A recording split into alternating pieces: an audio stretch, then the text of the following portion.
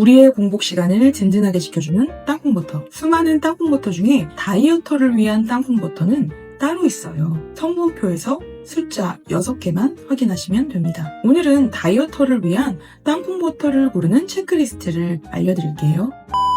지금부터 이야기할 성분표의 모든 숫자는 100g 기준으로 맞추겠습니다. 제품마다 표기 기준이 다른 경우가 있는데요. 어떤 제품은 100g 기준으로 적어놓고 어떤 제품은 1회 제공량 기준으로 적습니다. 그 1회 제공량이라는 것도 15g인 데가 있고 20g인 데가 있고 32g인 데도 있어요. 같은 기준으로 안 맞추면 숫자를 보는 의미가 없습니다. 성분표의 1회 제공량이 100g이 아닌 제품이라면 성분표를 사진으로 촬영해서 제미나이나 챗 GPT 같은 AI 프로그램에 사진 파일을 업로드하고 아래에 프롬프트를 넣어서 분석을 요청하시면 돼요. 자, 그럼 첫 번째 체크리스트 확인합니다. 첫 번째 체크리스트, 바로 당류 100g당 7g 이하라면 통과입니다. 왜 7g일까요? 이 내용을 알아두시면 앞으로 다른 제품을 선택하실 때도 기준이 생기실 거예요. 땅콩이라는 식물 자체에도 당분이 있습니다. 그러니까 설탕을 하나도 안 넣은 무가당 제품이라도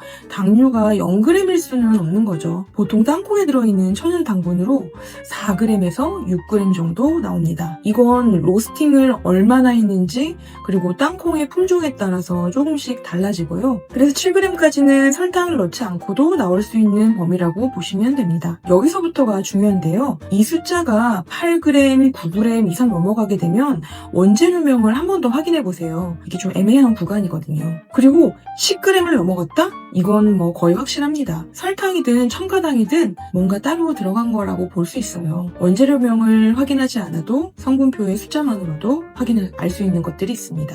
우리가 땅콩버터를 왜 먹나요? 바로 포만감 때문이죠. 오후에 허기질 때 땅콩버터 한 숟갈을 먹으면 저녁까지 버틸 수 있으니까요. 그런데 첨가당이 들어간 음식을 먹으면 우리 몸 안에 혈당이 빠르게 올라갔다 빠르게 떨어집니다.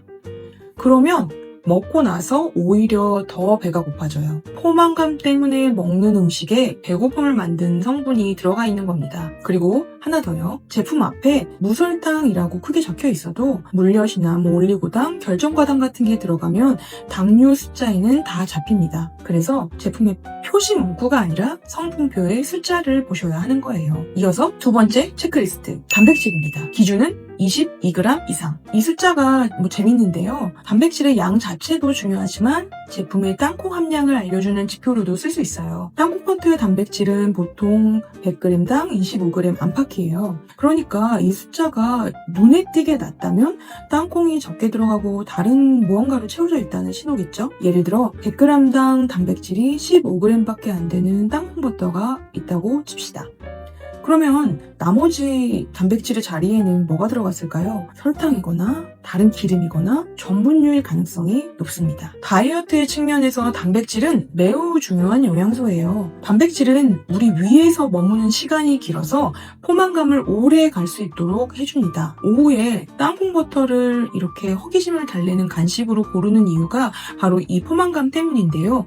단백질이 낮은 제품은 그 역할을 제대로 못하겠죠. 이어서 세 번째 체크리스트, 바로 포화지방 100g당 10g 이하라면 통과입니다. 땅콩 자체에 함유된 포화지방이 대략 7g에서 10g 정도예요. 이게 정상 범위라고 할 수 있는데요. 그런데 어떤 제품은 이 숫자가 12g, 14g까지 올라갑니다. 그러면 뭔가 다른 기름이 추가된 경우라고 짐작할 수 있겠죠. 보통은 파뮤나 경화유입니다. 그런데 땅콩 오일이라는 게 충분할 텐데 왜 다른 기름을 넣게 될까요? 그건 바로 땅콩버터를 붙이기 위해서예요. 무가당 땅콩버터를 사보신 분이라면 아실 텐데 뚜껑을 열면 기름층이 분리되어 위에 떠 있습니다. 이게 사는 분들 입장에서는 기름이 너무 많아 보이고 좀 느끼해 보이고 때로는 이 기름이 새기도 해서 불편하기도 하죠. 분리된 오일층과 땅콩버터를 또 힘을 줘서 저어야 되기도 하고요. 그리고 좀 안 좋은 리뷰에는 기름이 떠 있어요 라고 별점을 낮게 주시는 경우들도 있고요. 이런 소비자의 불편을 해소하기 위해 제조할 때 경화유를 섞어서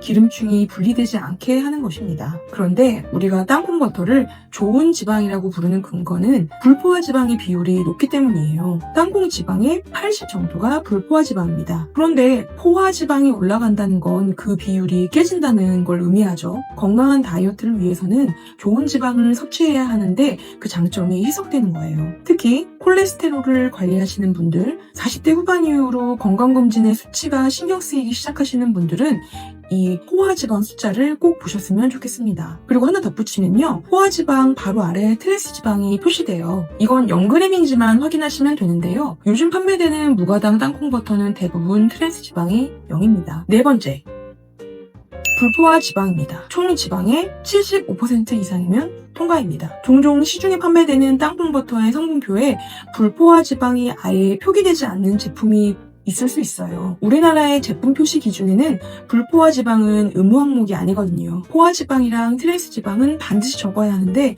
불포화 지방은 적어도 되고 안 적어도 되는 걸로 나와 있더라고요. 그래서 불포화 지방의 함량이 궁금하시면 직접 구하시면 됩니다. 어렵지 않아요. 총 지방에서 포화 지방을 빼고 트랜스 지방을 빼면 그게 불포화 지방입니다. 다섯 번째는 탄수화물입니다. 기준은 25g 이하. 땅콩버터의 탄수화물은 100g당 20에서 22g 정도고요. 이 중 상당 부분이 식이섬유예요. 이 숫자가 30g을 넘어간다?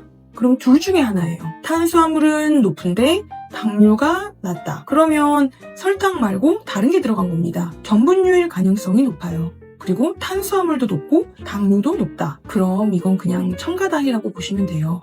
이건 앞서 당류 체크리스트에서 이미 확인이 됐을 거예요. 그래서 탄수화물은 당류와 세트로 보시면 됩니다. 둘을 같이 보면 이 제품이 순수한 100% 땅콩으로만 만든 버터인지 아닌지 알 수 있습니다. 마지막 여섯 번째 체크리스트 항목은 나트륨입니다. 기준은 400mg 이하. 나트륨은 제품 간 차이가 가장 큰 항목이에요. 무염 땅콩버터는 5mg 안팎인데 가염 땅콩버터의 경우는 400에서 500mg까지 넘어갑니다. 100배 정도 차이가 나는 거죠. 다만 다이어터를 위한 땅콩버터를 고를 때 무염만이 정답은 아니라고 생각이 돼요. 다이어트 중에도 나트륨 섭취를 극도로 제한하는 것은 폭식으로 이어질 수 있으니 적당량의 섭취는 필요하다고 봐요. 다만 짠맛은 식욕을 자극합니다. 나트륨이 높은 땅콩버터는 한 숟갈만, 이게 잘 안 지켜져요. 맛있으니까 더 입에서 당기거든요. 그래서 이런 분들은 나트륨 함량이 낮은 쪽으로 고르시는 걸 추천드립니다. 그리고 혈압약을 드시는 분, 아침에 잘 붓는 분, 짠 거를 먹으면 그날 밤에 유독 간식이 늘어나는 분도 낮은 나트륨 함량의 무염 땅콩버터를 추천드려요. 6개의 숫자, 다이어터를 위한 땅콩버터 고르는 체크리스트를 정리하겠습니다. 당류 7g 이하, 단백질 22g 이상, 포화지방 10g 이하, 불포화지방산 75% 이상, 탄수화물 25g 이하, 나트륨 400mg 이하, 전부 100mg 기준이고요.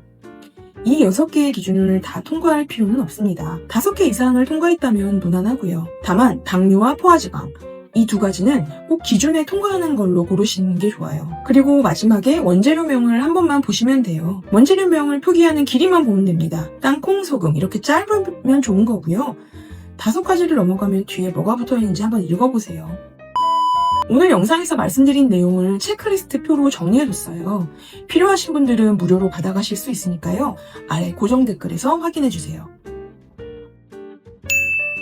오늘 영상이 도움이 되셨다면 구독과 좋아요 한 번씩 부탁드리겠습니다.